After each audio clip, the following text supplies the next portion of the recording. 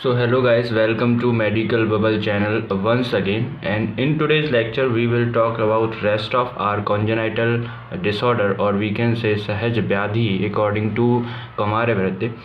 पिछली क्लास में हमने या पिछले लेक्चर में हमने क्या देखा था about the very well known व्याधि दैट इज़ खंड औष्ठव और खंड तालु, जिसको खंडौष्ठव को क्लेफ्ट लिप्ट और क्लेफ्ट पैलेट बोला गया था। In today's lecture we will talk about the pica. So पुरानी वीडियोस को आप आई बटन पर जाके देख सकते हैं या डिस्क्रिप्शन में भी मिल जाएंगी आपको। पाइका क्या होता है? Pica is refers to the persistent eating, लगातार ईटिंग कर रहा है, persistent eating of non food substance like a dirt, plaster, coal, chalk, ash, clay, soap at least 1 month और ओवर सस्टेन्ड पीरियड। इसमें क्या है कि पाइका का मतलब होता है कि अगर कोई भी बच्चा अगर नॉन फूडेबल या फिर नॉन एडिबल सब्सटेंस को बहुत दिनों तक खाता रहता है, जैसे dirt, plaster, coal, chalk, ash, clay, soap at least 1 month या उससे ज़्यादा, ऐसी कंडीशन को हम पाइका नाम देते हैं। नेक्स्ट उन्होंने बोला है inappropriate for development level it is common problem in children at least less than 5 year of age. लगभग 5 साल के नीचे के जो बच्चे होते हैं उनमें ज़्यादातर ये एज देखी जाती है कि उनमें ज़्यादातर देखा गया है कि पाइका जो है ज़्यादातर कॉमन बीमारी मिलती है। कॉजेज़ क्या होते हैं कि भाई एग्जैक्ट कॉज तो अभी नहीं नोन, पता नहीं है हमें, exact cause is not known, ठीक है। प्रीडिस्पोजिंग फैक्टर हैं, कुछ इसके पहले फैक्टर हैं जैसे कि आपके आगे बताएंगे। जिसका कॉज नहीं पता होता है इसको एक टर्म देते हैं दैट इज़ कॉल्ड इडियोपैथिक, ठीक है। इडियोपैथिक कॉज है, इसका मतलब अननोन कॉज है, उसको हम इडियोपैथिक बोलते हैं।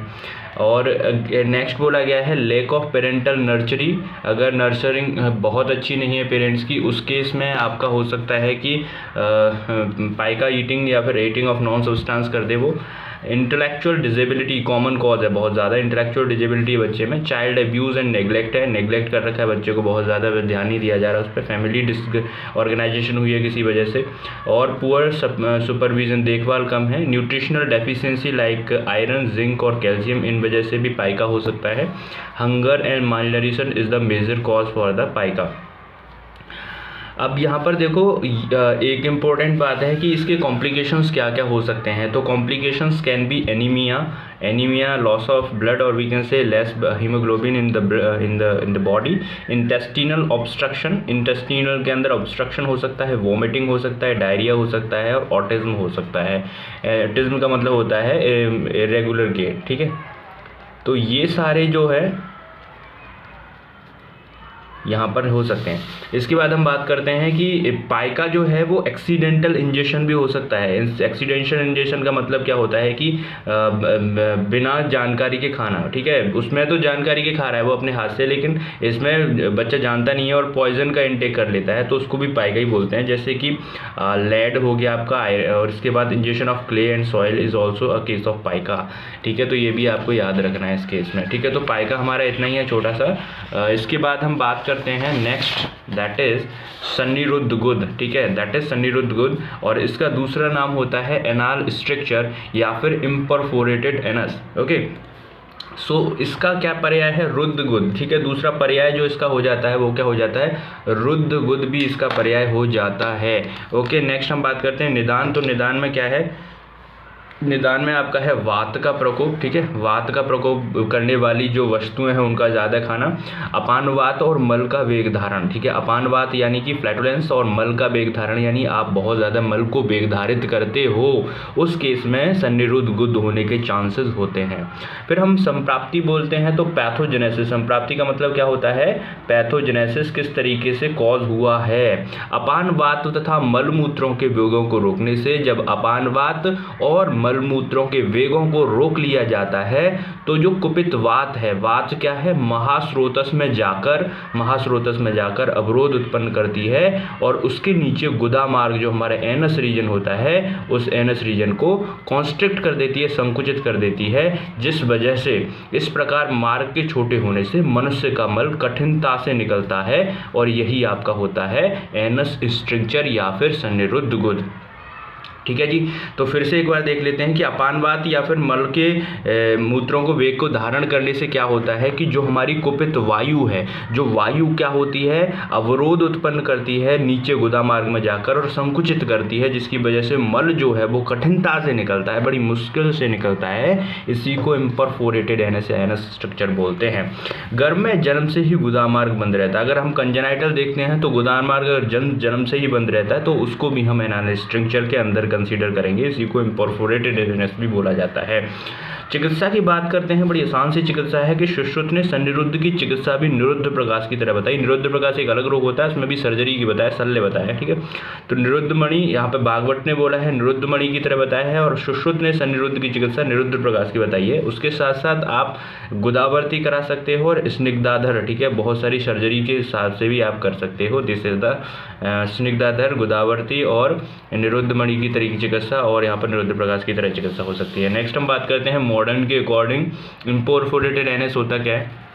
तो अकॉर्डिंग टू मॉडर्न किस तरीके से बताया गया है, इम्परफोरेटेड एनस और anorectal malformation are the birth defect in which rectum are malformed, ठीक है। रेक्टम जो है इसमें क्या रहता है, मालफॉर्म्ड रहता है, और ये कैसा है, बर्थ डिफेक्ट है, कंजेनाइटल डिफेक्ट है। ओके, फीचर्स क्या है इसके, फीचर्स हैं imperforated anus is usually along with other birth defect, spinal problem, heart problem, renal limb anomalies. Imperforated anus के साथ साथ यूजुअली और भी ज़्यादा बर्थ डिफेक्ट जो है कंजेनाइटल डिफेक्ट दिखते हैं, जैसे स्पाइनल प्रॉब्लम हो गया, heart problem, cardiac problem, renal problem, limb anomalies are also dependent on this imperforated anus. Depending on the level of termination of the bowel it is divided into 2 categories, ठीक है, कि उसका bowl जो है आपका किस तरीके से है, उसका बाउल के आने के, ठीक है, तो कि उसके बेसिस पर कितना ज़्यादा कठिन हो रखा है मल को निकालने में या फिर एनस से मल को निकालने में, उसके बेसिस पर 2 तरीके से इसको क्लासीफाई किया गया है, लो एनामोली और हाई एनामोली। चलिए पहले लो एनामोली की बात करते हैं। तो लो एनामोली में क्या कहता है, मेम्ब्रेनस स्टेनोसिस, जो मेम्ब्रेन होती है एनस की या रेक्टम्स की, उसमें स्टेनोसिस नैरोइंग आ जाती है, जिसकी वजह से लो एनामोली है। इसके बाद हम बात करते हैं, एनामोली का मतलब होता है विकृति, ठीक है, यहाँ पे याद रखेंगे विकृति होता है, ठीक है। तो कम विकृति है और हाई विकृति मतलब ज़्यादा विकृति है, इसके बेसिस पर क्लासिफिकेशन आपको यहाँ पर किया गया है। फिर हम बात करते हैं स्टेनोज्ड एनस, ठीक है, एनस ही नैरो हो रखा है, इस केस में भी लो एनामोली है।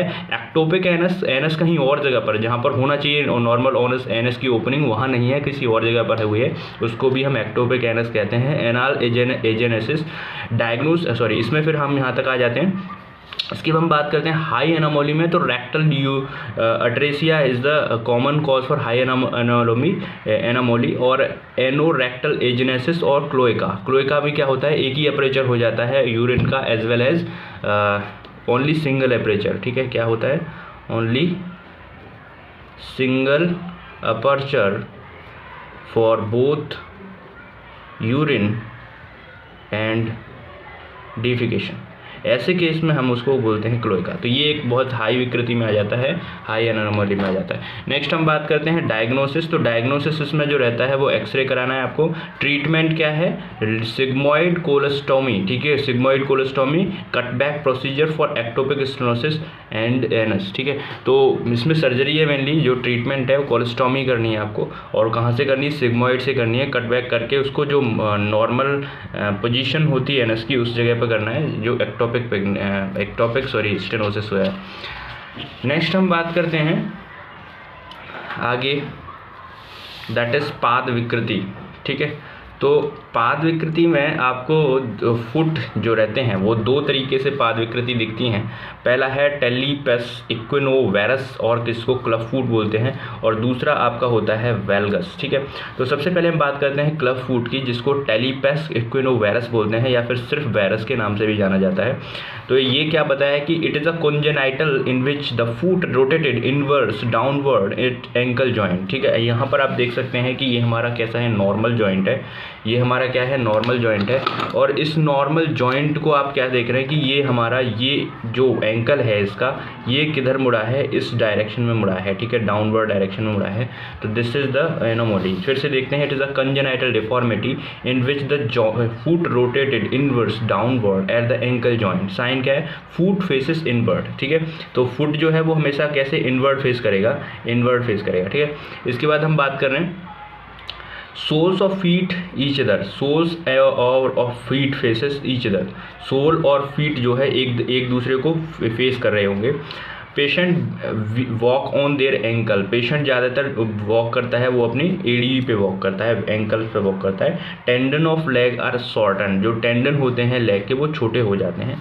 डायग्नोसिस आराम से फिजिकली आप उसको एग्जामिन कर सकते हैं, देख सकते हैं। ट्रीटमेंट मैनिपुलेटिव ट्रीटमेंट है कि उसके अंदर क्या कहते हैं, फिजियोथेरेपी या फिर थेरेपी एक्सरसाइज हम करा सकते हैं, ठीक है। These are the treatment. और वी कैन से जो मैनिपुलेटिव उसको चेंज करने के ट्रीटमेंट होंगे। बाकी एक सर्जरी है जिसका नाम होता है एकाइलिस टेंटोमी, ठीक है, एकाइलिस टेंटोमी। तो ये यहाँ पर हम देख सकते हैं कि नॉर्मल फुट है, ये नॉर्मल फुट से किधर गया है, क्लब फुट में, जिसको आप बोलते हैं वेरस, ठीक है, जिसको हम बोलते हैं वेरस। तो this is the case where we can say club foot is there, that is talipes equinovarus, और it is a congenital deformity जिसमें जो फुट है वो रोटेटेड होता है इनवर्स डाउनवर्ड। कैसे यहाँ पर लिखना है, फुट रोटेटेड इनवर्स डाउनवर्ड, ठीक है, ये आपको याद रखना है, बस इतना था। फिर इसके बाद हम बात करते हैं नेक्स्ट, दैट इज़ वेरस, ठीक है, okay. Next is the varus. Varus के केस में क्या रहता है, it is a condition in which bone और जॉइंट इज ट्विस्टेड आउटवर्ड। इस केस में क्या रहता है कि ये जो बोन के जॉइंट है ये आउटवर्ड ट्विस्ट होते हैं, ठीक है। तो यहाँ पर आप देख रहे हो ये दो तरीके से होता है। यहाँ पर हम देखें हैं, यहाँ पर अगर डायग्राम में, तो ये नॉर्मल है, नेचुरल है या न्यूट्रल केस है। जिसमें बो लेग्ड हो गए उसको वेरस बोलते हैं, जिसमें नॉक नी बोलते हैं इसको हम, जो वेलगस होता है, ठीक है। तो we are talking about the varus. तो वेरस जो रहता है उसमें क्या रहता है अपन का, जो ट्विस्टेड होते हैं आउटवर्ड, ठीक है, थोड़े से ट्विस्टेड रहेंगे आउटवर्ड। तो ऐसे केस में ऐसे ट्विस्टेड रहते हैं आगे ऊपर, ठीक है। तो ये ध्यान में रखना है आपको। It is condition in which bone और joint is twisted outward and opposite condition is called varus, ठीक है। कि भाई जो ट्विस्टेड थे आउटवर्ड केस में, उसकी जो अपोजिट कंडीशन होती है, जी आउटवर्ड में क्या था, नॉकनी था, वेलगस था, और इनवर्ड कंडीशन, ठीक है, इनवर्ड कंडीशन को बोलते हैं वेरस और आउटवर्ड कंडीशन को बोलते हैं वेलगस। तो ध्यान से सुनो, आउटवर्ड अगर ट्विस्टेड होते हैं तो उसको वेलगस बोलते हैं, इसके जस्ट अपोजिट कंडीशन को हम वेरस बोलते हैं। इट में अफेक्ट अपर और लोअर लिम्ब, ये दोनों ही अपर और लोअर लिम्ब को हमें क्या करता है, अफेक्ट करता है। ट्रीटमेंट इसमें क्या दे सकते हैं हम, anti inflammatory drug that is NSAID, exercise करा